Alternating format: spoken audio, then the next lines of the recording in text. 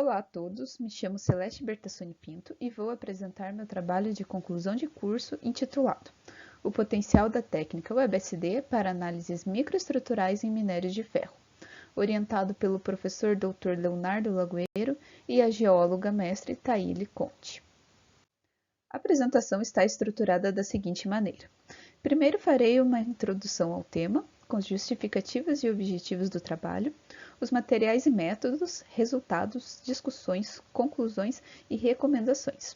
E, por fim, os agradecimentos.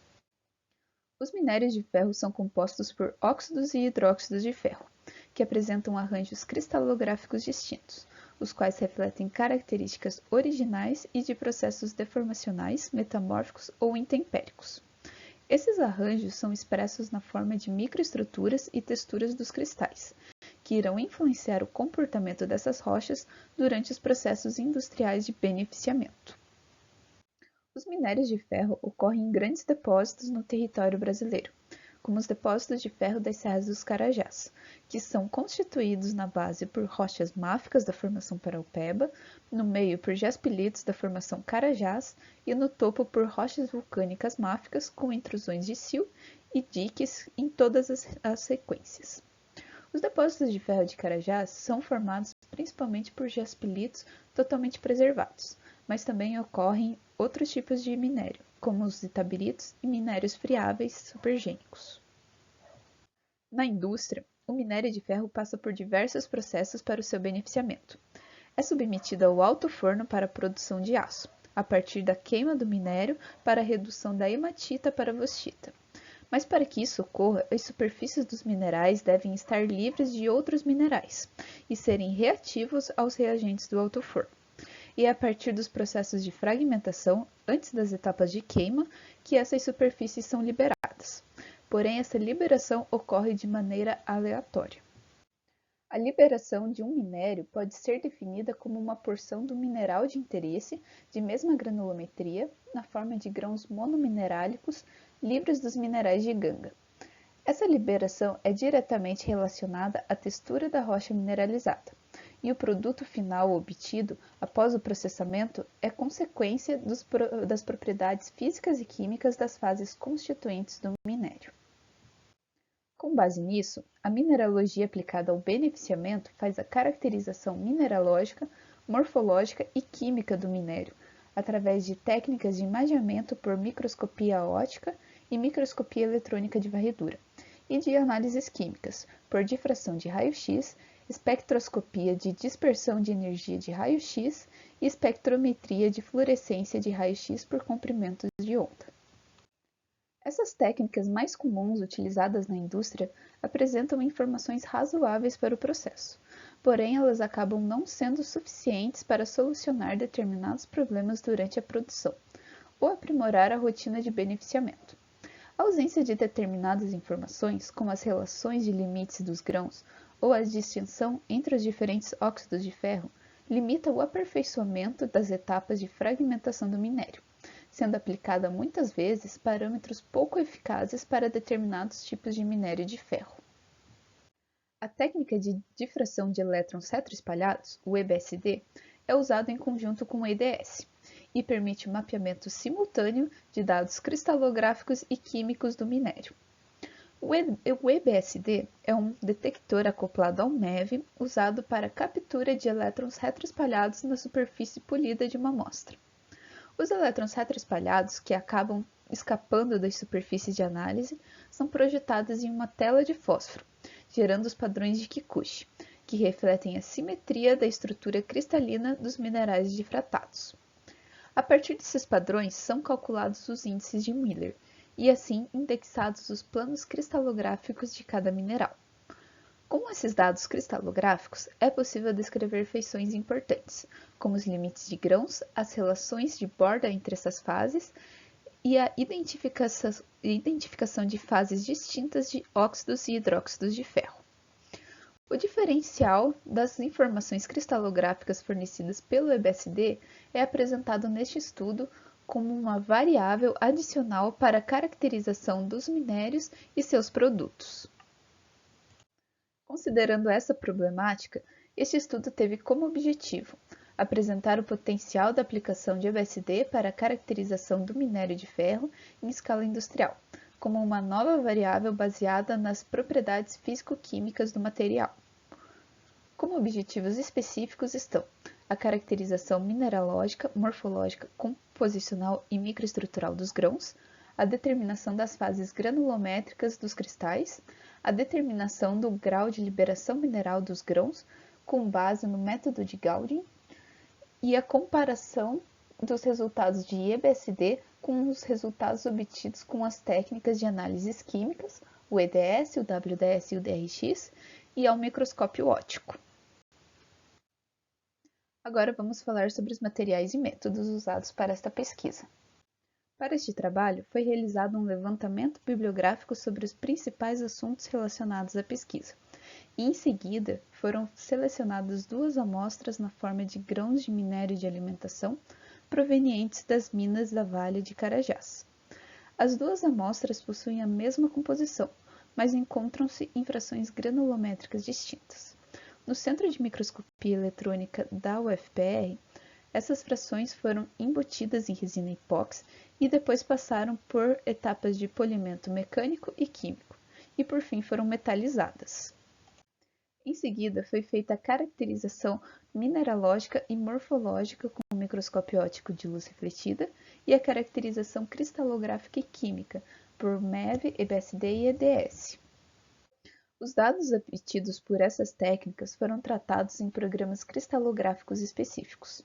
Os mapas de fase de EBSD e as imagens com o microscópio óptico de luz refletida foram usadas para a realização da contagem de grãos e a posterior determinação do grau de liberação mineral via o software de acesso livre IMAID.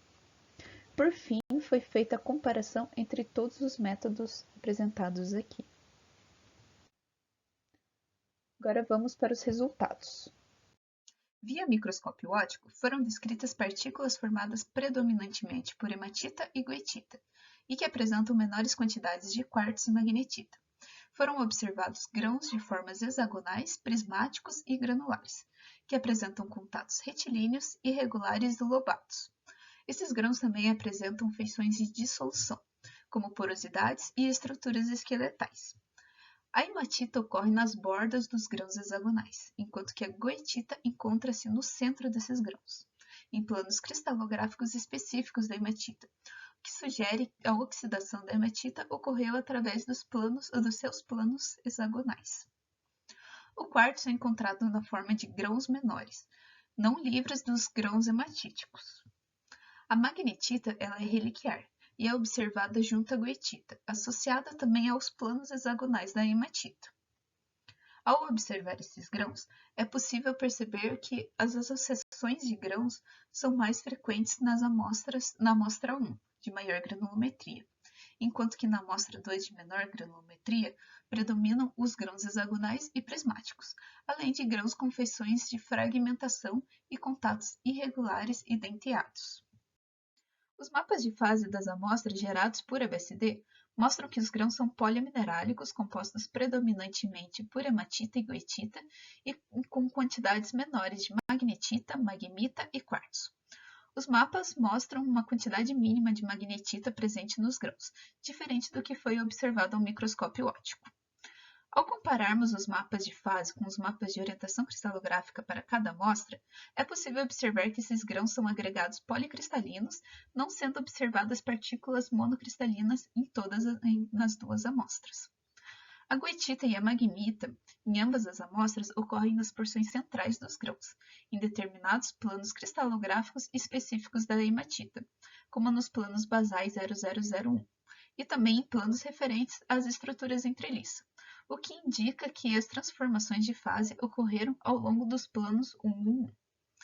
Isso ocorre devido aos processos de oxidação progressiva dos cristais de magnetita ao longo de seus planos principais, que dão origem à orientação dos planos basais 0001 da hematita. Os mapas químicos de EDS mostram concentrações distintas de ferro e oxigênio para toda a área do grão. Neste exemplo, o ferro foi mapeado, estando em concentrações maiores nas regiões de borda. Da mesma forma que o ferro, o oxigênio está presente em todo o grão, mas em concentrações maiores na região central. A presença desses dois elementos com concentrações diferentes pode indicar a presença de mais de uma fase mineral, como indicado acima nos mapas de fase e de orientação cristalográfica do EBSD. Porém, não é possível identificar quais fases são elas. Com base no histograma de frequências para a amostra 1A, mais de 60% dos cristais possuem diâmetros menores que ou até 10,2 microns. 35% está na faixa dos 11,9 a 35,2 microns e apenas 3% deles têm até 65,5 microns, sendo esse o maior diâmetro encontrado nos cristais. Já na amostra 2, 59% dos cristais têm até 10 microns de diâmetro. 38,2% estão na faixa dos 11,5 a 33,5 microns e 29% têm mais de 38,4 microns de diâmetro. Essa determinação das faixas granulométricas dos cristais contribui para o controle da fragmentação do minério durante o processamento, pois permite prever até que faixa granulométrica é possível obter a partir da quebra em contatos intercristalinos. Para a contagem de grãos, foram usadas imagens de microscopia óptica e mapas gerais de fase de UEBSD. Esses mapas de fase foram gerados a partir da união de 16 quadros que compuseram a imagem geral, para que fossem representados o maior número de grãos para a contagem. Os resultados da contagem de grãos foram diferentes para as imagens de microscopia óptica e de UEBSD. Foram contabilizados um maior número de partículas livres a partir do microscópio óptico, comparado à contagem realizada nos mapas de fase de UEBSD. Isso pode ocorrer devido a vários fatores humanos, como a experiência do técnico ou o viés da visão humana, que tende a identificar com maior facilidade as fases metálicas em microscópio óptico, superestimando o número dos grãos livres durante a contagem. Por consequência, o grau de liberação mineral das amostras será maior para este método, assim como os resultados desse estudo mostrou. As análises químicas via WDS e DRX realizadas no Centro Tecnológico de Soluções Sustentáveis da Vale indicaram que a amostragem apresenta alto teor de ferro, composta principalmente por hematita e goethita e com quantidades menores de magnetita e quartzo. Esses dados químicos não explicam a distribuição dessas fases ao longo dos grãos. As duas técnicas são aplicadas com a finalidade de manter o controle dos teores de ferro dos minerais de alimentação e identificar as principais fases constituintes. Enquanto que o WDS indica a composição dos minerais sem a determinação de fases, o DRX identifica a mineralogia da amostra, mas não separa as diferentes fases de óxido.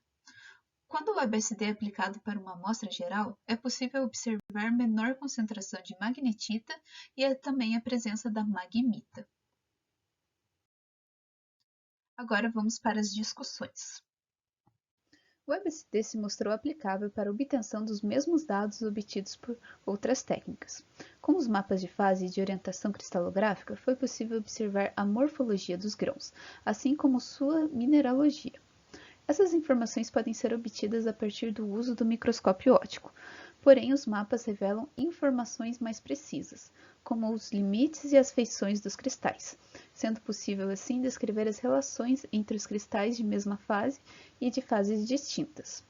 A técnica identificou também outras fases minerais e, por consequência, concentrações distintas das quais quantificadas pelo DRX. As concentrações de hematita e magnetita se mostraram menores ao passo que a magmita foi identificada via EBSD.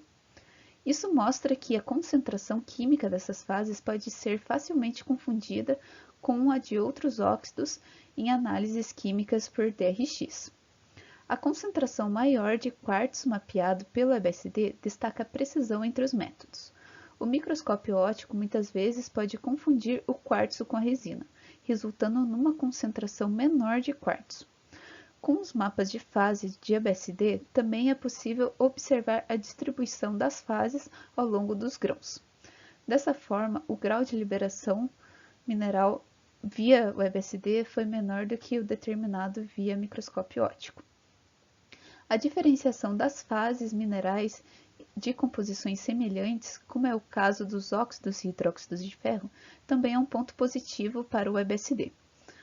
Nos minérios de ferro brasileiros, é comum a ocorrência de fases intermediárias geradas durante os processos de transformação mineral por conta dos processos metamórficos intempéricos os quais foram submetidos. É o caso da magmita, que apresenta a estrutura e as propriedades magnéticas semelhantes à da magnetita, mas com estequiometria semelhante à hematita. Essas fases acabam não sendo diferenciadas das demais pelos métodos químicos aplicados dentro da indústria, o que altera os resultados de concentração para cada mineral. Neste trabalho, a técnica do EBSD cumpriu seu papel e se mostrou eficaz na caracterização e quantificação mineralógica dos grãos, identificação de grãos policristalinos e poliminerálicos, identificação das faixas granulométricas dos cristais que compõem as partículas e a caracterização das relações de bordas entre os cristais.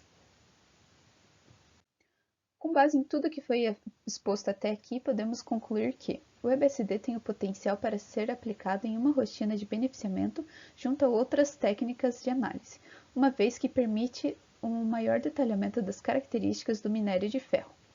Pode ser considerada também uma variável complementar para a mineralogia aplicada ao beneficiamento. A técnica permite a complementação das informações fornecidas pelos métodos aplicados atualmente na indústria, como a microscopia óptica de luz refletida, microscopia eletrônica de varredura, o EDS, o WDS e o DRX.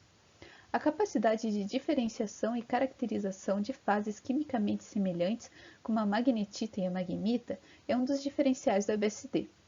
A partir dos dados cristalográficos, é possível fazer a distinção entre os óxidos de ferro presentes nos minérios e fazer uma quantificação dessas fases. Os mapas gerados pelo EBSD identificam grãos poliminerálicos e policristalinos e individualizam os cristais constituintes das partículas. Isso permite o estudo das relações de borda entre as fases e a identificação de planos que facilitam a quebra do minério durante o processo de fragmentação. O imaginamento dos grãos feitos através do EBSD mapeia a forma, a distribuição e a mineralogia dos grãos constituintes dos minerais de ferro, sendo possível a aplicação do método de Golding em imagens geradas pelo EBSD para a contagem de grãos e determinação do grau de liberação mineral. A preparação de amostras deve ser considerada uma etapa importante nos estudos das microestruturas através de análises de EBSD. Esta técnica mapeia estruturas a partir da indexação dos padrões cristalográficos de um cristal. A qualidade desses padrões depende da qualidade das superfícies polidas das amostras. É recomendado o uso de materiais condutores como grafita, resinas condutoras, metalizações com ouro ou fitas de carbono, para normalizar a condutividade da amostra durante as etapas de análise com o EBSD. Recomenda-se também a busca por ferramentas automáticas de contagem de grãos, para redução de erros manuais dos técnicos responsáveis, padronização da caracterização e agilidade na determinação do grau de liberação mineral durante a rotina de beneficiamento. Gostaria de agradecer imensamente à UFPR por todo o apoio e infraestrutura, ao Centro de Microscopia Eletrônica da UFPR pela disponibilidade dos equipamentos e materiais, e ao Centro Tecnológico de Soluções Sustentáveis da Vale pelo apoio e parceria.